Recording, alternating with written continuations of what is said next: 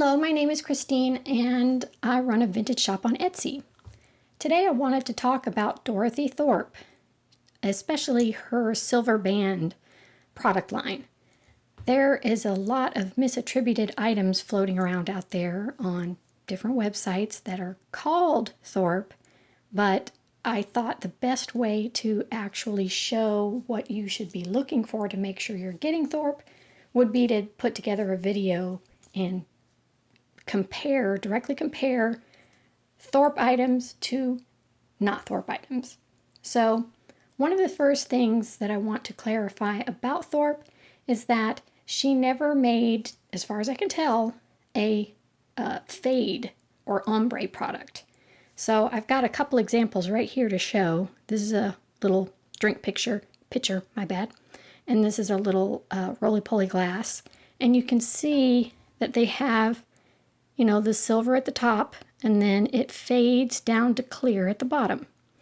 Now, I've gone through some old catalogs and advertisements that she had, and I don't think she made one. So anything you see, and you can see the fade here, anything you see with a fade on it is probably not Thorpe. And if you like it, that's great. By all means, buy what you like. But if you're hoping and hunting for Thorpe, I would steer clear of this stuff because it's likely not legitimate. This one here is an actual silver band item, which is something that she made, but the band itself is not real silver. And that was the distinctive part of what she did, is she put actual silver on the glass, and a lot of the stuff that we see floating around, what I consider knockoffs basically, is mercury glass. The color is under the glass. It's not on top.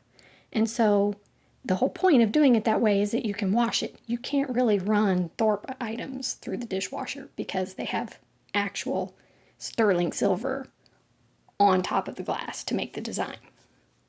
But with this knockoff type product, you could run it through the dishwasher because this is underneath the glass itself.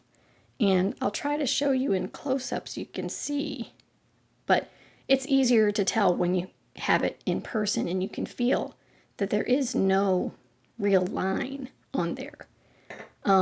So again, great if you like the look, but if you're specifically trying to get your hands on some Thorpe, you got to be careful. One of the telltale things that I look for in photographs if I'm shopping online is how much of a mirrored surface you see when you look at the pictures. If it looks like a mirror to you and you can completely see details of stuff in the room completely clearly, like it's not fuzzy, distorted in any way, then you're not really dealing with a Thorpe piece because they don't look like that. So one of the ways you can tell the difference in photographs is that you can see full reflections of what's in the room with the item. You can see people's faces, you can see their hands, you can see whatever's in the background. And this one I can absolutely see all sorts of detail in the reflection. Now over here I have a couple of pieces that are Thorpe. And there, hopefully you can see right away the difference between these two and this group, which I'm going to push over there, is that right off the bat you can see there's tarnish on it. And that's one thing that's going to make it pretty easy to tell that it's got real silver, because you can see there's tarnish all over it. The other thing that I think helps distinguish it from the knockoffs is that you can see reflections of the colors in the finish, but you can't really see like a mirror image in there. It's kind of fuzzy, and that's because she put a brushed finish on it. So anything that is going to be reflected in the photographs is going to have this sort of fuzzy brushed quality to it. That's going to my mind, is a telltale factor. Now, there are companies who made products very similar to Thorpe, and you could call them knockoff too, but the difference being they did use actual silver and they copied her technique. So since Thorpe items are not marked generally, the only way that you're going to find a marked one is if you get lucky and it's got the sticker still on it.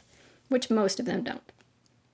But I don't really consider that problematic necessarily, because as long as it has the real silver look you're going for, it's probably less of a concern if it's one of these other companies. I happen to know that Oneida made their own line of silver band items, and they were definitely copying the look, but they did use real sterling silver. So if you like that piece and it matches with other items that you have, I have no problem. I would go for it. So this one I brought up here to show, and you can see, again, lots of tarnish all over here. And while these mercury glass items, they do darken with time, they usually don't get this actual spotting that you see with real silver. And the other reason I happen to know that this is real silver is because there's a sticker on the bottom.